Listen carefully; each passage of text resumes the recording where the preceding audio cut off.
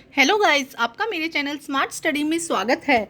आज हम शिक्षा निदेशालय की तरफ से दी जाने वाली कार्यपत्रक नंबर 27 करेंगे, जो कि क्लास 8 की है और विषय है सामाजिक विज्ञान। ये वर्कशीट 3 नवंबर 2021 की है।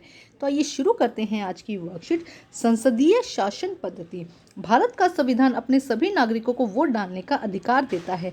संविधान सभा के सदस्यों को ऐसा महसूस हुआ कि स्वतंत्रता संघर्ष के भारतीय जनता को वयस्क मताधिकार का प्रयोग करने की योग्य बना दिया। देखो क्या क्या भारत का जो संविधान है उसने क्या किया, हर एक नागरिक को जब वो वयस्क हो जाता है, 18 साल से जब ऊपर उसकी एज हो जाती है, तब क्या किया कहा गया है कि वोट डालने का अधिकार है सभी को।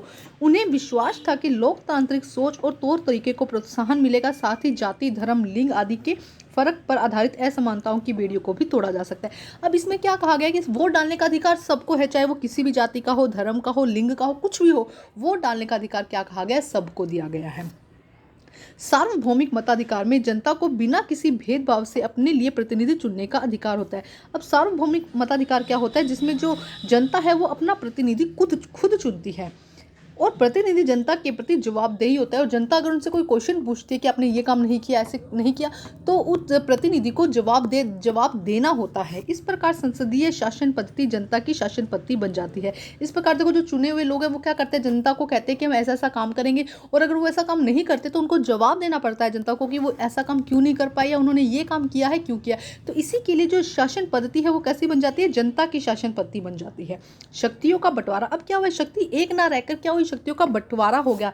तो राज्य संविधान के अनुसार राज्य के 3 अंग होते हैं। राज्य को क्या कहा गया है, जैसे हमने पढ़ा था केंद्र सरकार, राज्य सरकार, विधानसभा, ये हमने पढ़ा था ना।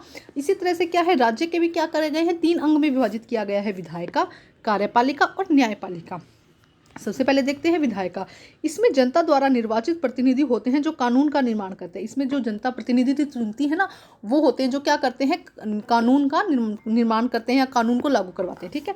कार्यपालिका यह कानून को लागू करवाने तथा शासन चलाने का काम करता है। सबसे पहले हुआ विधायिका, जो नियम बनाएगी। सेकंड, उसको नियम को फॉलो करने के लिए भी चाहिएगा कि भाई जो काम कह दिया वो काम करवाया जाए। कार्यपालिका मतलब काम करवाया जाए, तो सेकंड अंग क्या हो जाएगा इसका, कार्यपालिका। और थर्ड क्या हो जाएगा, न्यायपालिका। भी यह न्याय व्यवस्था की देखरेख करती है और कार्य कानून का सही व्याख्या करती है। मतलब देखो, जो काम करवाए गए हैं, जो नियम बनाए गए, नियम बनाने का काम विधायिका का, वो काम नियम के दौरान जो काम करवाया गया वो काम किसका, कार्यपालिका का। और काम में कोई दिक्कत ना हो इसके लिए न्यायपालिका जो सही ढंग से काम को देखती रहे। अब देखते हैं, ये सबसे पहले बात है कि जो शक्तियां, ये 3 बंटवारा क्यों किया गया, विधायिका, कार्यपालिका और न्यायपालिका। क्यों, क्योंकि देखो क्या होगा, अब मान लो एक ही अगर क्लास में कई टीचर आ जाए तो क्या होगा, निगरानी ज़्यादा रखी जाएगी ना। तो देखो, शक्तियों के दुरुपयोग को रोकने के लिए एक ही प्रावधान किया गया। अगर सोचो एक ही होता तो वो अपनी मर्जी से कुछ भी काम करवा सकता था। अगर विधायिका ही मेन रख देते हम और कुछ ना रखते तो अपनी मर्जी से काम कराते, अपनी मर्जी से कानून बनाते ना। तो अब क्या होगा, एक ही काम के ऊपर 3 लोग देख रहे हैं, तो वो क्या करेंगे, एक दूसरे के इंटरफेरेंस भी करेंगे और सही और गलत के बारे में भी बताएंगे। तो एक तो शक्तियों का दुरुपयोग नहीं हो पाएगा, कोई अपनी शक्ति का दुरुपयोग नहीं कर पाएगा। सेकंड क्या है, इन सभी अंगों की शक्तियां एक दूसरे से अलग होगी। सारों का काम क्या है, एक दूसरे से अलग है। शक्ति इस प्रकार के बंटवारे के आधार पर प्रत्येक अंग दूसरे अंग पर अंकुश रखता है। मतलब एक को यहाँ पे बताना होगा कि ये काम क्यों किया है, यहाँ पे ये बताना होगा कि ये काम क्यों किया गया। तो एक क्या रहता है, कंट्रोल रहता है ना एक दूसरे के ऊपर। इसके बाद क्या, इस तरह तीनों अंगों के बीच में सत्ता का संतुलन बना रहता है। और बीच में इससे क्या होता है, तीनों ही मिलजुल कर सत्ता का संतुलन बना के रखते हुए किसी पर ज़्यादा प्रेशराइज नहीं किया जाता, मिल बांट कर क्या हो जाता है, काम हो जाता है। अब हमें यहाँ पर मिलान करना है। देखो पहले क्या कहा गया है, भारत में वोट करने की न्यूनतम उम्र कितनी है, 18 साल। ठीक है। राज्य की कानून बनाने वाली व्यवस्था, कानून बनाया कौन जाता है, विधायिका द्वारा। कानून बनाने वाला काम कहाँ है, विधायिका द्वारा। ठीक है। सेकंड क्या कहा, थर्ड क्वेश्चन क्या कहा गया, राज्य में कानून को लागू करने की व्यवस्था, लागू मतलब काम करवाने की व्यवस्था किसके द्वारा होगी, कार्यपालिका के द्वारा। तो थर्ड क्या हो जाएगा, कार्यपालिका। राज्य के कानून की सही व्याख्या और न्याय करने के लिए किसका हो जाएगा, राज्यपालिका के द्वारा। तो 4 इसका आंसर हो जाएगा। तो ये है फर्स्ट क्वेश्चन, इस तरह से आप अपनी नोटबुक में कर लेंगे। नेक्स्ट देखते हैं क्वेश्चन क्या है, सार्वभौमिक मताधिकार से आप क्या समझते हैं। तो देखो फर्स्ट क्वेश्चन का आंसर ये रहा। अच्छे से, कहीं ज़्यादा दूर जाने की जरूरत नहीं है हमें, यहीं से हम कर लेते हैं।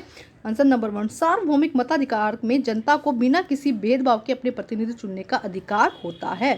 तो ये हो जाएगा आंसर नंबर 1। क्वेश्चन नंबर 2 देखो क्या कहा गया है, संसदीय शासन पद्धति के शासन की पद्धति स्पष्ट कीजिए। कि संसदीय शासन पद्धति जनता की शासन पद्धति है, इसको आप किस तरह से स्पष्ट करेंगे। तो देखो यहीं से हम इसका आंसर लिख देंगे। आंसर नंबर 2 देखो यहाँ से हो जाएगा कि देखो सार्वभौमिक, यहीं से लिख देंगे, सार्वभौमिक मताधिकार में जनता को बिना किसी भेदभाव के अपने प्रतिनिधि चुनने का अधिकार होता है और प्रतिनिधि जनता के प्रति जवाबदेही होता है। इस प्रकार जो संसदीय शासन पद्धति है वो जनता की शासन पद्धति बन जाती है। ये हो जाएगा answer number second. Question number third में देखते क्या कहा गया, राज्य के मुख्य अंग कौन कौन से हैं, इनके क्या कार्य हैं। तो यहाँ से आप लिखेंगे आंसर, ये हो जाएगा शक्तियों का बंटवारा। यहाँ संविधान के अनुसार राज्य के 3 अंग हैं, विधायिका, कार्यपालिका और न्यायपालिका, और ये इनके कार्य। आप यहाँ से लेके यहाँ तक पूरा आंसर लिख देंगे, आंसर नंबर 3। क्वेश्चन नंबर 4 देखते हैं, शक्तियों के बंटवारे से आप क्या समझते हैं और यह क्यों आवश्यक है। तो देखो शक्तियों के बंटवारे से आप क्या समझते हैं, यहाँ से आ जाएगा आंसर नंबर 4 का। शक्तियों के दुरुपयोग को रोकने के लिए यह प्रावधान किया गया कि इन सभी शक्तियों को एक दूसरे से अलग शक्ति होगी। मतलब क्या क्या कहा गया, शक्तियों के बंटवारे से मतलब क्या है कि शक्तियों को दुरुपयोग को रोकने के लिए यह प्रावधान किया गया कि सभी अंगों की शक्तियां एक दूसरे से अलग अलग होंगी। जितनी भी शक्तियां हैं ना उनके पास में, जितना भी उनके पास में कार्य है वो एक दूसरे से अलग होगा। शक्तियों के इस बंटवारे के आधार पर प्रत्येक अंग दूसरे अंग पर अंकुश रखता है और तीनों ही अंग मिलकर क्या करते हैं, संता का संतुलन बनाए रखते हैं। तो ये हो जाएगा आंसर नंबर 4। तो ये थी आज की वर्कशीट को कंप्लीट करके अपने टीचर से चेक करवाइए और प्लीज़ मेरे चैनल को लाइक कीजिए, सब्सक्राइब कीजिए और शेयर कीजिए। Thank you.